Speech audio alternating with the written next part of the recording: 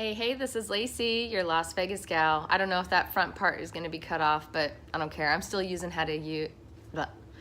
how to use YouTube Live. I cannot talk today.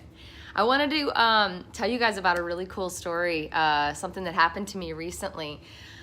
I'm the person who, when I get on an airplane, I am most of the time not trying to take a nap. Most of the time, I'm actually trying to meet as many people as possible, at least within my arm's reach vicinity. And that's been kind of my life for years. I've been really good at meeting new friends across the world because I love hearing people's stories and I love talking to people about their life. So, and I really have no problem just going up to a stranger and saying hi. So that's kind of how I've lived my life, my whole life. And then when I got into real estate a couple years ago, I found it funny that like one of the biggest lessons that they taught you in like the initial parts of learning how to be a realtor was to always have a business card with you and always like try to stay in touch with people. And I was like, oh, I got this. That's like my normal state of being anyway. So I've met some of the coolest people ever in my entire life on an airplane, just sitting next to them, chit-chatting, and I've stayed in touch with almost all of them, and I've called them like, lifelong friends over the last several years. I used to travel a lot for work, and it was, it was like my mission to find a new friend every time I went out of town. So this last weekend, I was coming back from New Orleans on a flight from New Orleans to Las Vegas on Southwest Air. And I actually was feeling really crappy. I did not feel good. I felt like I was coming down with a cold. So this is the one and only time in my life that I wasn't on a mission to meet people on this airplane. And I get on the airplane and I happen to get right in the front row. There was a front seat open. I was in the C category. I don't know how people pass this up. And then there were these two elderly ladies, elderly meaning like upper 60s. That's not really that old, but upper 60s, sitting there, and I asked if I could take the seat. They said, of course. And I settled in thinking, I'm just gonna rest this whole trip. I'm just gonna take this whole trip and just try to get some sleep so I can go home and hopefully not get this cold that I feel coming on. These ladies had another idea, which I'm so grateful for. So I met Miss Julia and Miss Bernardine. These are lifelong best friends. These ladies had known each other for 60 plus years. Miss Julia was bald, but she was wearing like a shiny poofy cap, like those, I don't know what those are called, but like they were popular in the 90s to wear, like the little brim and then it was poofy, shiny. Like she had her Vegas gear on, which is pretty awesome. So Miss Julia and then Miss Bernardine had braids and the nicest, prettiest smile I could ever express to you. And she talked like this. She had a real tiny voice.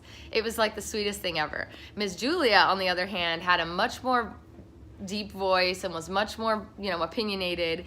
And they took an interest in me and asked me every possible question you could ask someone about their life on this airplane. I'm not used to having that happen to me. I'm used to being the one asking the questions because I'm so interested in people. And so it was such an interesting and unique perspective to have people be interested in learning about me. So they asked me about my kids, about how I grew up, about my parents, about my brothers, about my life, about my job, you name it. I'm surprised they didn't ask me my bra size and my shoe size because they went pretty deep.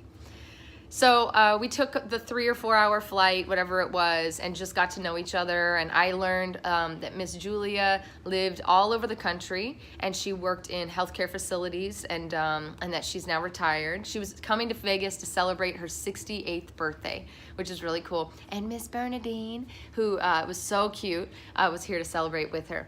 They have a Southern accent, so it just made it even that much better because I love anybody with an accent.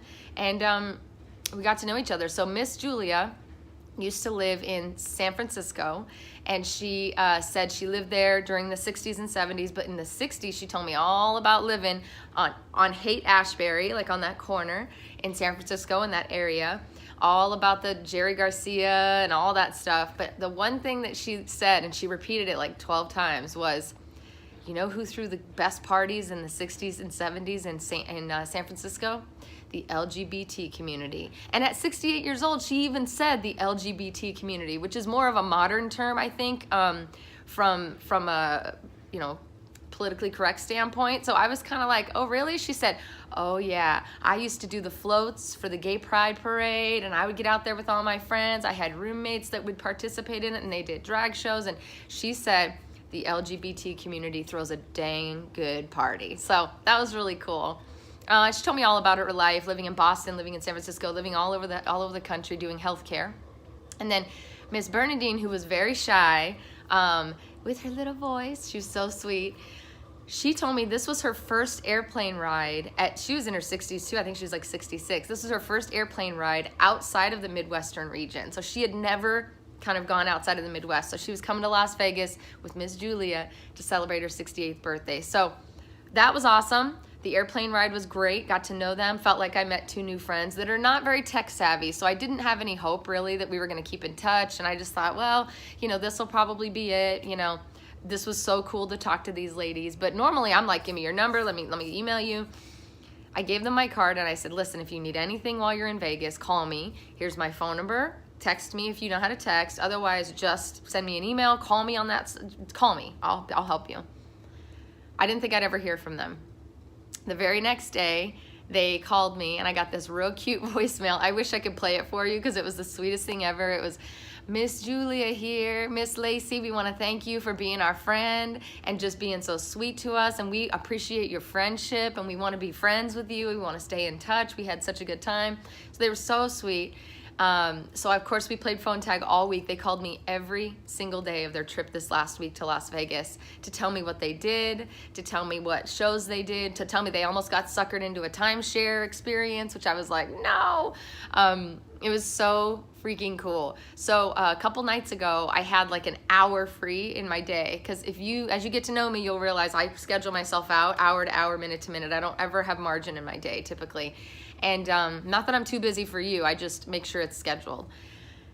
And so I had an hour, and I called them and I said, I want to either come and take you for a drink or for dinner, because Miss Julia told me she likes pina coladas, but she only allows herself 2 on the whole trip. So I was like, I hope you haven't had your 2 pina coladas. I want to come and buy you one. I ran down to the Stratosphere where they're staying, met them. My favorite part of that was she calls me, Miss Lacey, we're coming down from the elevator. I'm wearing that blonde wig like your hair. I look just like you. And I was like so excited, because when I met her, she was bald. So she brought a blonde wig. She said, I'm looking just like Miss Lacey today with my blonde wig. So fun. So I met them, had an awesome time. We had a little drink. I bought her a pina colada. I was very excited. And we just talked about their trip and about how we're going to stay in touch and all that stuff. I took them some birthday gifts, because I thought, well, shoot, you can't come to Vegas and celebrate your birthday and not have somebody bring you some gifts. So I guess my point in telling you this story is, my life has been spent as an adult, even as a kid, but more as an adult, focused on kind of collecting people that I can really connect with and hearing their stories and realizing the importance of people's stories. And these ladies had some doozies of stories. I wish I could repeat some of them, but I feel like I might be breaking some confidence. But man, on that airplane, they were telling me everything.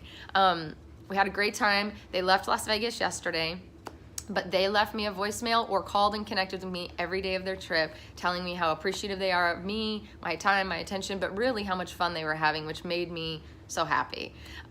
So I don't know, I guess the moral of the story is my life has been spent collecting cool people and stories and really connecting genuinely with people from all over the world. And that experience has helped me almost travel the world, even sometimes in reality, but to go visit people later, but also just through their stories. You really get to experience other cultures and other people's lives just by hearing them talk about themselves and their families. So it's one of my favorite things to do. That's why I always, when I say if you reach out to me, I will respond.